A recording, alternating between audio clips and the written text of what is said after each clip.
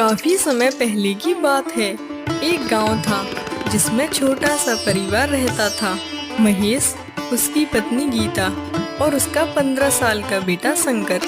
महेश मेहनत मजदूरी करके 100 रुपए कमाता था और उसमें से 50 रुपए दान देता था। वह लोग बहुत ही गरीब थे।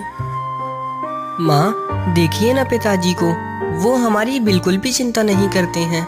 क्यों बेटा, ऐसा क्या कर दिया पिताजी ने? देखिए ना माँ, पिताजी 100 रुपए तो कमाते हैं और उसमें से 50 रुपए दान कर देते हैं। अब इतनी महंगाई में हमारा घर कैसे चलेगा? बेटा, तेरे पिताजी दान नहीं करते, वो तेरे लिए जमा कर रहे हैं। आने वाले समय में तुझे खुद ब खुद पता चल जाएगा। शंकर समझदार था, वह अपनी माँ की बात मान लेता है। अरे भाग्यवान, मैं अपने काम पर जा रहा हूँ। ऐसा कहकर महेश अपने काम करने चला जाता है। कुछ देर चलने के बाद महेश को एक काला सांड दिखाई देता है। वह महेश को मारने लगता है और कुछ देर बाद महेश की मृत्यु हो जाती है।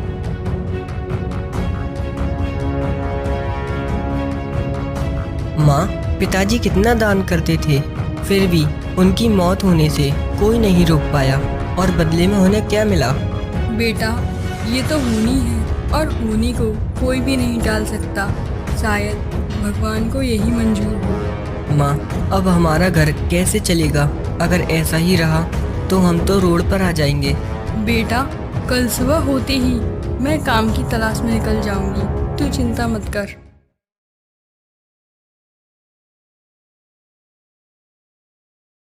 बेटा, मैं काम पर जा रही हूँ, तू घर से बाहर मत निकलना। हाँ ठीक है माँ जी, आप जाइए, मैं यहीं रहूँगा। ऐसा कहकर गीता अपने काम की तलाश में चली जाती है और यहाँ शंकर बैग लेकर घर से बाहर चला जाता है। चलते चलते शंकर एक जंगल में पहुंच जाता है और थककर एक वृक्ष के नीचे बैठ जाता है। बेटा, आखिर तुम कहाँ जा रहे हो? मैं यमराज से अपने पिता की मृत्यु का कारण पूछने जा रहा हूँ। बेटा, मेरा भी एक सवाल है। वैसे क्या तुम मेरा सवाल यमराज से पूछ लोगे? क्योंकि मैं यहाँ से कहीं भी जा नहीं सकता। जी बताइए, क्या पूछना है?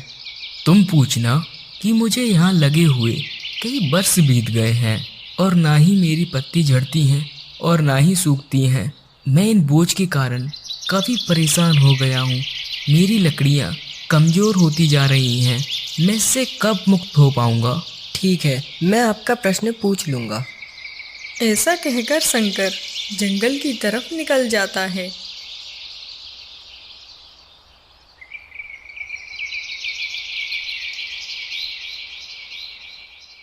उसे रास्ते में एक सांप दिखाई देता है, जिसे देखकर वह डर जाता है। डरो नहीं बेटा, मैं तुम्हें हानि नहीं पहुँचाऊँगा। तुम कहाँ जा रहे हो? मैं यमराज के पास अपने पिता की मृत्यु का कारण पूछने जा रहा हूँ। ठीक है बेटा। बेटा, मेरा भी एक सवाल यमराज से पूछ लेना।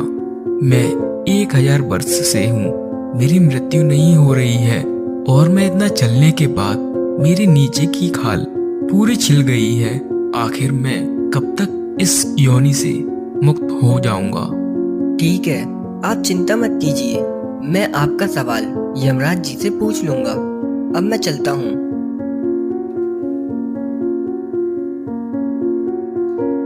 चलते चलते वह एक खेत के पास से गुजर रहा होता है कि तभी एक किसान उसे रोककर बोलता है।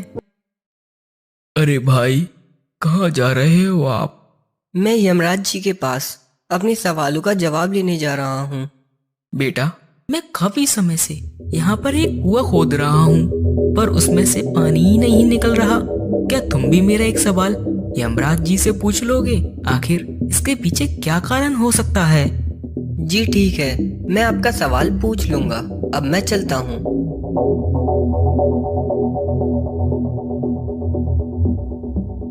चलते चलते उसे नदी किनारे एक हंस पड़ा मिलता है जिसकी सांसें चल रही होती हैं, पर उसका शरीर कुछ भी काम नहीं कर रहा होता है। शंकर उसके पास जाता है। क्या हुआ आपको? मैं आपकी क्या मदद कर सकता हूँ? बेटा, मेरी मृत्यु नहीं आ रही है और मैं कुछ दिनों से ऐसे ही तड़प रहा हूँ। आप चिंता मत कीजिए, मैं यमराज जी के पास जा रहा हूँ। वहीं से ये पूछ लूंगा कि आपका मोक्ष कैसे होगा।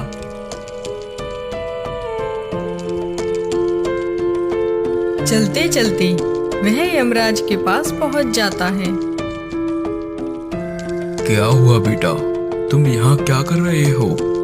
यमराज जी, मेरे पिताजी की मौत का क्या कारण है? वह तो कितना दान पुण्य करते थे, मुझे नहीं पता। मुझे मेरे पिताजी वापस चाहिए। ठीक है बेटा, कल तुम्हारे पिता तुम्हारे घर पहुँच जाएंगे। तब तक आओ और मेरे पास बैठो।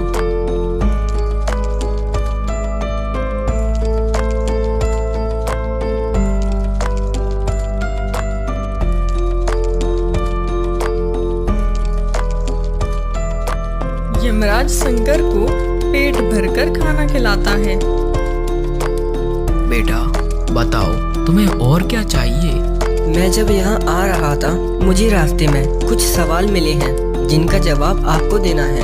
ठीक है, बताओ क्या सवाल है? शंकर वह सारे सवाल यमराज से पूछ लेता है। ठीक है, मैं सवाल के जवाब दे देता हूँ। तुम जाते समय उन्हें ये सवाल के जवाब दे देना। यमराज शंकर को सारे सवालों का जवाब दे देता है और बोलता है, बेटा शंकर, अब तुम लौट जाओ। तुम्हारे घर पर तुम्हारी माँ तुम्हारे लिए बहुत परेशान हो रही है। और शंकर वहां से चला जाता है। शंकर पहले हंस के पास जाता है। बेटा, तूने मेरे बारे में यमराज से पूछा? हाँ, पूछा, और उन्होंने बताया आप अगले जन्म में बहुत बड़े ज्ञानी थे जिसका आपको बहुत अभिमान था। तुम अपने शिष्य को ठीक से ज्ञान नहीं देते थे ताकि वो तुमसे ज्यादा ज्ञानी ना हो जाए। वह ज्ञान आज तक तुम्हारे अंदर है। जब तक वो ज्ञान तुम किसी को दोगे नहीं, जब तक तुम ऐसे ही तड़पते रहोगे। मैं इस अवस्था में कहीं जा नहीं सकता, तो मैं अपना सारा ज्ञान तुम्हें देता हूँ। ठीक है, जैसी आपकी इच्छा। जिसके बाद हंस अपना सारा ज्ञान शंकर को दे देता है और उसे मोक्ष मिल जाता है। ज्ञान लेने के बाद शंकर किसान के पास जाता है। बेटा, क्या तुम्हें मेरे सवालों का जवाब मिला? जी हाँ, आपके कुएं से पानी इसलिए नहीं निकल रहा क्योंकि आपको पहले कन्यादान करना है। आपके घर में एक 20 साल की बेटी है, पहले उसका विवाह कीजिए, तब अपना दूसरा कार्य कीजिएगा और अपना कर्तव्य पूरा करो। बेटा, अब मैं अपनी बेटी के लिए इतनी जल्दी रिश्ता कहाँ से ढूंढूंगा? मुझे तुमसे अच्छा अपनी बेटी के लिए और कोई वर नहीं मिलेगा। तुम समझदार हो, बुद्धिमान और सुंदर भी हो। मैं अपनी बेटी का विवाह तुम्ही से कराना चाहता हूँ। ठीक है, जैसी आपकी इच्छा। किसान की बेटी से शादी करने के बाद वह दोनों आगे जाते हैं। चलते चलते वह सांप के पास पहुंच जाते हैं। बेटा, क्या तुमने मेरा प्रश्न यमराज जी से पूछा? हाँ, मैंने पूछ लिया। तो बताओ, मैं इस शरीर से कब छुटकारा पाऊंगा? आपको मोक्ष न मिलने का कारण आपके पास जो मणि है ना, वही है। यदि आप वो मणि किसी अच्छे व्यक्ति को दे देंगे तो आपको मोक्ष मिल जाएगा। बेटा, मेरी नजरों में केवल तुम ही ऐसे व्यक्ति हो जो ईमानदार और अच्छे दिखाई देते हो। मैं अपनी मणि तुम्हें ही सौंप कर जा रहा हूँ। ठीक है, जैसी आपकी इच्छा। मणि लेने के बाद वह दोनों आगे चलते हैं।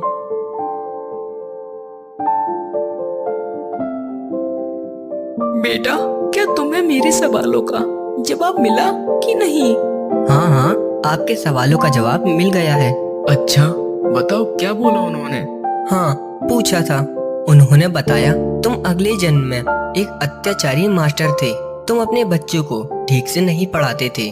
उनके माता पिता मेहनत मजदूरी करके अपने बच्चों की फीस भरा करते थे, परंतु तुम उनसे अपना घर का काम कराते थे, जिसके कारण वो पढ़ नहीं पाए और बड़े होकर उन्होंने भी मजदूरी करना चालू कर दिया और उनकी हाय तुमको लग गई।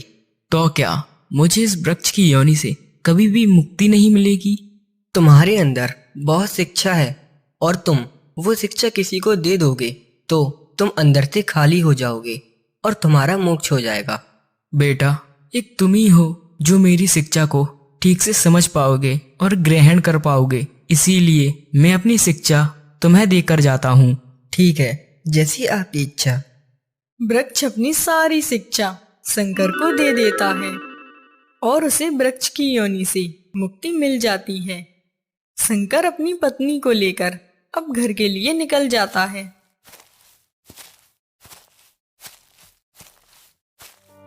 अरे बेटा, तू कहाँ चला गया था? मैंने तुझे कहाँ कहाँ ढूंढा, कहाँ था इतने दिनों से? और बेटा, ये तेरे साथ बिटिया कौन है? माँ, मैं आपको सब बताता हूँ, पहले अंदर तो चलिए। ठीक है बेटा, चल। शंकर को इतना ज्ञान मिल चुका था कि वह जान गया था उसके पिता की आयु बस इतनी ही है। वह ये भी जान गया था कि उसके पिता के द्वारा किए हुए पुण्य उसे किस तरह मिले। उसके पिता अब कभी वापस नहीं आएंगे, वह ये भी जानता था। वह सारी घटनाओं के बारे में अपनी माँ को बता देता है और वह तीनों खुशी खुशी रहने लगते हैं।